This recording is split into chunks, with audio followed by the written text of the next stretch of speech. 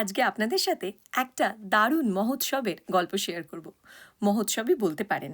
আমরা এতদিন ধরে গ্লাসগোতে আছি, কিন্তু একদমই জানতাম না যে পেইসলেতে এরকম একটা দারুণ হ্যালোইন ফেস্টিভ্যাল হয়। যদিও এবছরই খবরটা আমরা হোয়াটসঅ্যাপের একটি গ্রুপে পেয়েছিলাম। সেদিন যখন আমরা গ্লাসগো গ্রিনে ফল দেখতে গেছিলাম, ওখান থেকে মোটামুটি ৫টার মধ্যে তো আমরা বেরিয়ে গেছি, কিন্তু বাড়ি ফেরার একদমই মন ছিল না। আসলে বাড়িটা বড্ড ফাঁকা।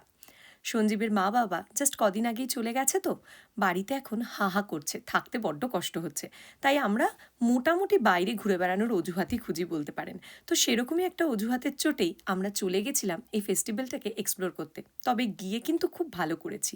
এই ফেস্টিভ্যালটা বাচ্চাদের জন্য দারুণ। একটি খুব সুন্দর প্যারেড হয়, প্যারেডের টাইমিং আছে, খুব সুন্দরভাবে ম্যাপ দেওয়া। এই যে পিয়াজা বলে বিল্ডিংটা, এটা একটি শপিং মল।